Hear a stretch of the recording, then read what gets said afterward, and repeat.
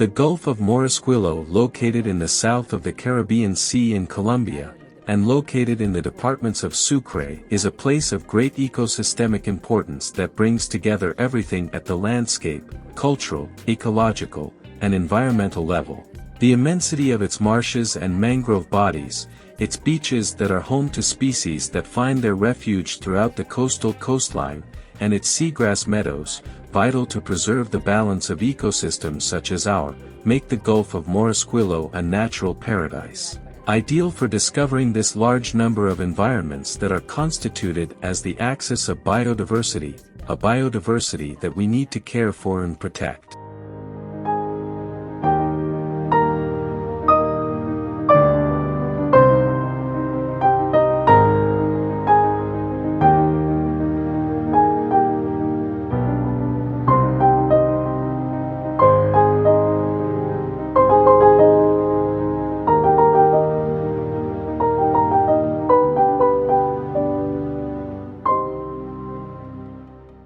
The marshes of this area, unlike the marshes of the interior of the country, which are bodies of water formed by the communication or contact of streams or canals with rivers.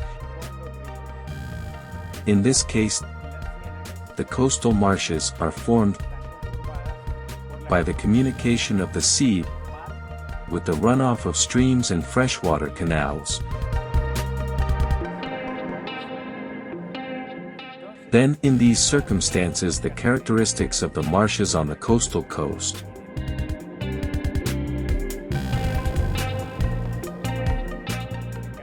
are of fresh and brackish water character. There is a combination of water that favors the growth of vegetation. Like this, a mangrove environment.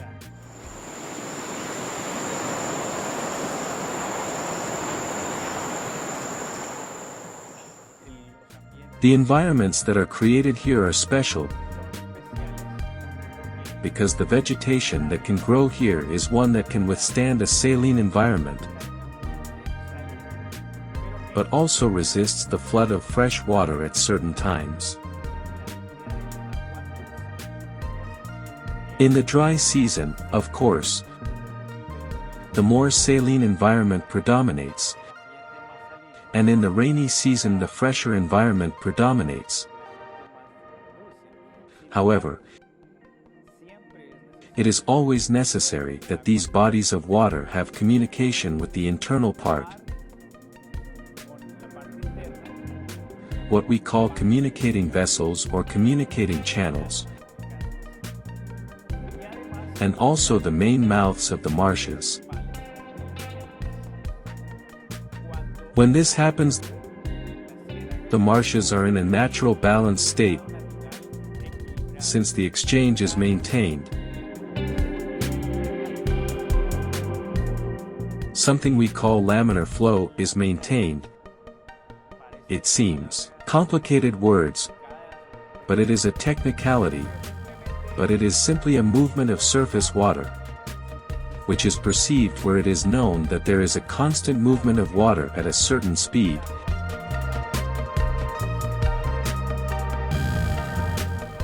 It is not really much, but that laminar flow indicates that the exchange is happening normally between the sea and the internal water, and the bodies or contributors of fresh water.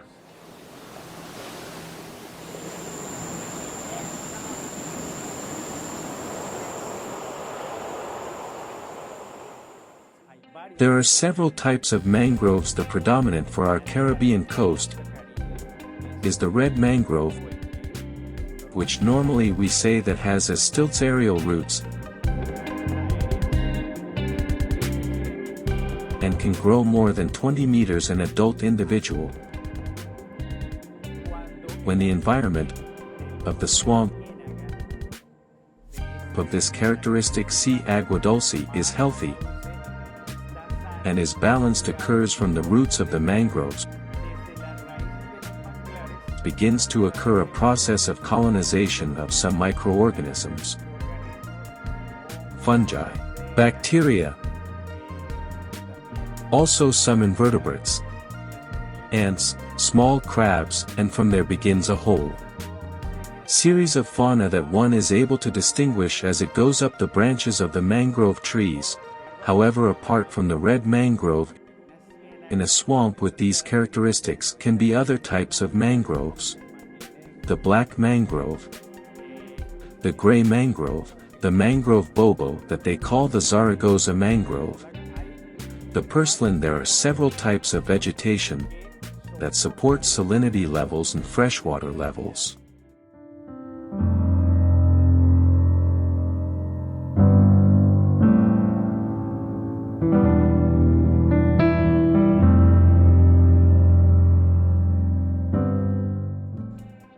When this environment from the point of view of the swamp is healthy, and when we manage to maintain this constant inflow and outflow of water, oxygenation is normal. Then, as the exchange rate is not very high, and when leaves fall there is defoliation, these leaves go to the bottom and form an environment at the bottom that helps nourish the mangrove roots. But additionally, with this photosynthetic process, the mangrove is capturing CO2 from the environment. It is retaining it through the roots. This retention and use is expressed as in the nutrients.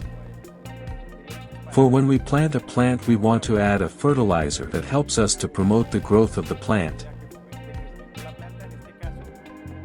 This case, the same mangrove leaves and the retained environmental CO2 is used by the roots. It becomes foliage and continues to photosynthesize. The mangrove bodies are more efficient at capturing carbon than many tropical forests and jungles. But despite their importance, in the last 50 years the world's mangroves have been reduced by half as a result of deforestation, which has caused these reserves of CO2 to be released into the environment, generating effects that are detrimental to the health of the planet. The diversity of fauna that can be found in a mangrove environment. More than 40 types of birds in environments like these in the Gulf of Morrosquillo. Possibly there are some birds still unreported or unidentified. We must continue working on it.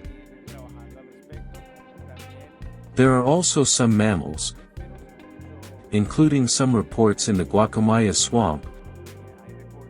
In these places there have also been sightings of white-headed tamarins,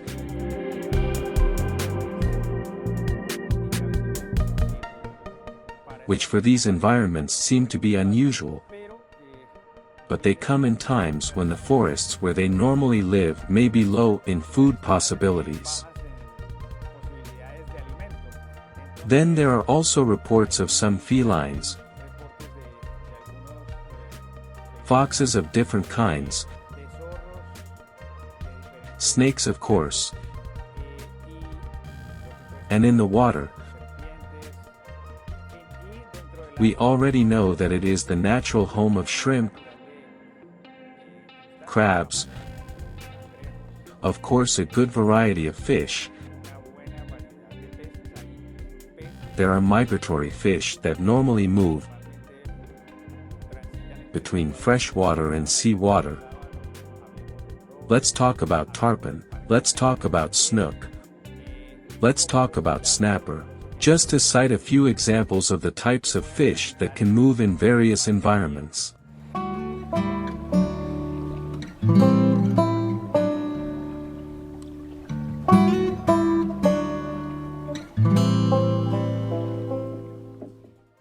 A mangrove seen here is important for survival. Because it retains CO2, important for the issue of global warming, because it is a source of food for us humans, because it is a source of food for birds, mammals, reptiles, fish in the system, because of course where it is done responsibly the timber resource is also important. Then the benefits of ecological services provided in a swamp of this type of mangrove swamp. Well, there are many. So if we are aware of that, then we know that it is better to take care than to take away.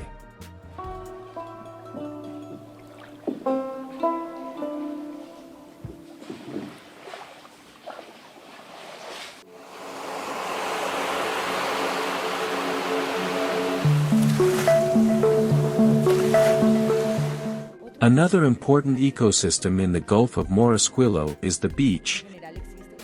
In general, there is an awareness that this is simply a place of recreation where there is sand and the sea ends, but the services it provides are even greater. The beach provides protection to residents living near the ocean to serve as a buffer from strong winds,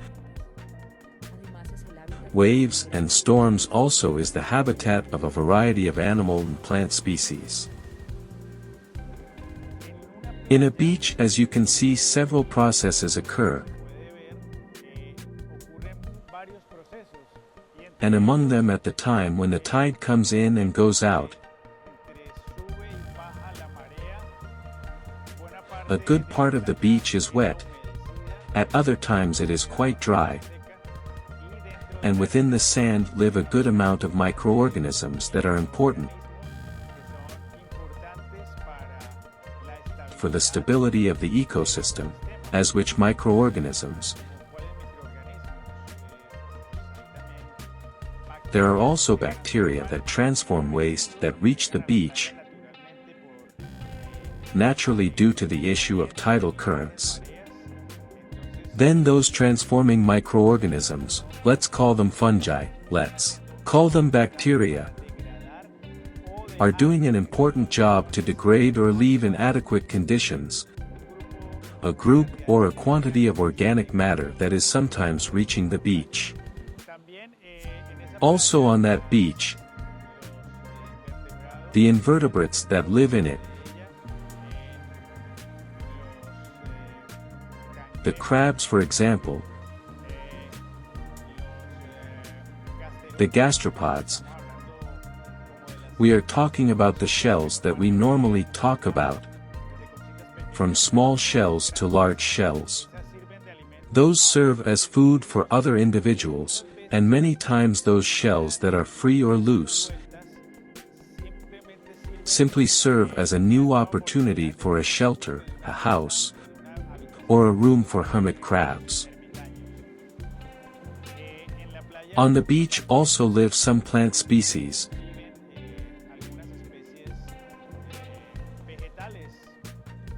In this case we are talking about the mangrove, but in saline environments there are other plants. For example, the hicacos, the beach grape, the almond trees that also withstand saline environments. The coconut trees, for example, are very important.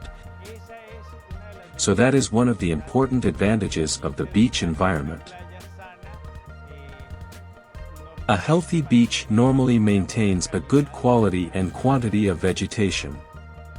Mangrove Island, one of the 10 islands that are part of the San Bernardo archipelago, shows the diversity of species and the importance of the beach as an ecosystem. However, garbage residues consisting of plastics and inorganic materials have reached this place located 17 miles from the mainland, which shows that our bad habits are overtaking us and affecting places where we do not even have a presence.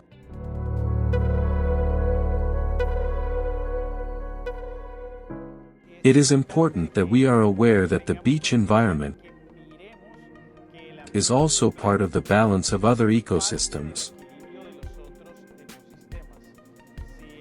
If the condition of the beach is deteriorated, a chain of difficulties begins for other organisms, which depend on the beach being in good condition.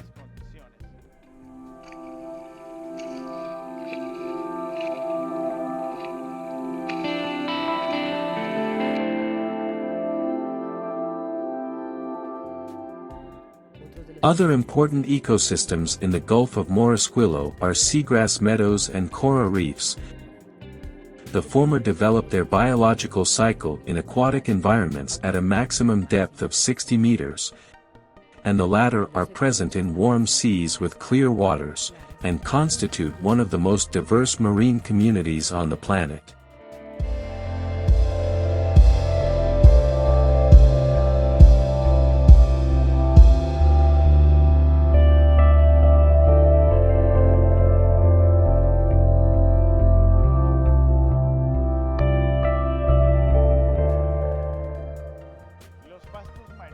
Seagrasses are an intermediate environment between the marshes or mangrove forests and coral reefs. These seagrasses have a capacity to retain some materials that come in the water,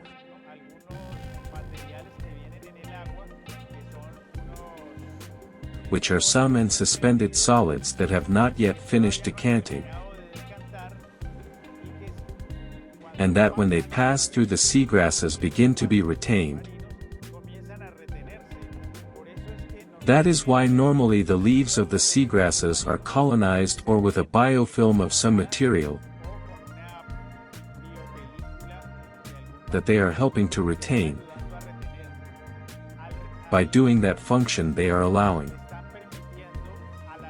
the coral reef a proper water quality in terms of a better physical and chemical condition of the water.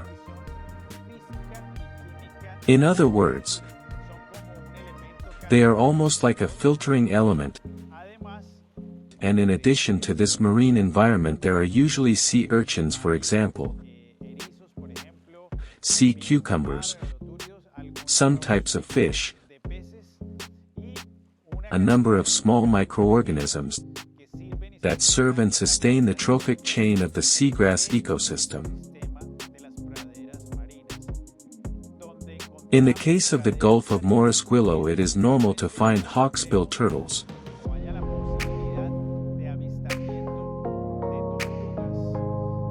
which normally inhabit the coral reefs, but we also find other types of turtles such as loggerhead or green turtles, which are much larger animals that travel far beyond the reefs and can be on trips by ocean currents to different parts of the world. The sea grasses, being located near the beaches, serve as sustenance food. The turtles consume the sea grass, and that is why these prairies are called turtle grasses.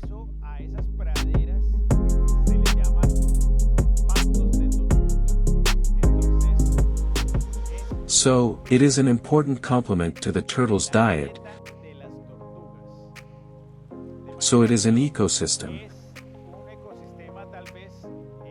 Perhaps for some people who are not very familiar with the marine theme, it is a little-known ecosystem, but very important and vital and important to learn to distinguish it. And the people who travel to the reef areas should begin to become aware of what the reefs are, what the seagrasses are, and what their interrelation is with the beach and the mangrove swamp.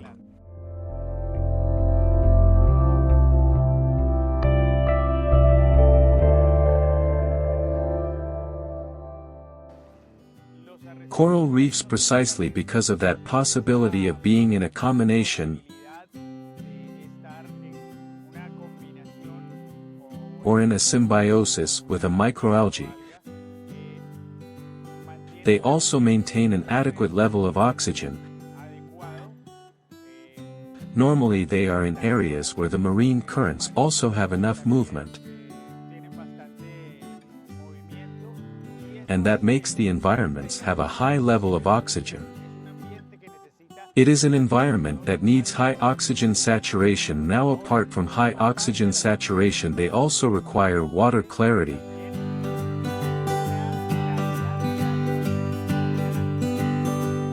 A possibility for the sun's rays to enter the water column.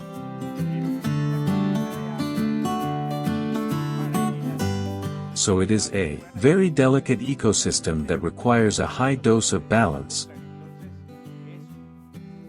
That is why coral ecosystems are highly specialized and highly biodiverse. Therefore we are talking about an environment of an ecosystem that is very important within the marine ecosystems in the Gulf of Morrosquillo. And that is why the balance is so important when seagrasses are in good condition. They fulfill a purpose to maintain in good condition the life of the coral reef. So, the invitation to make ecological awareness of preservation and care of these environments that are the guarantee of the life of the sea and ultimately the life of us.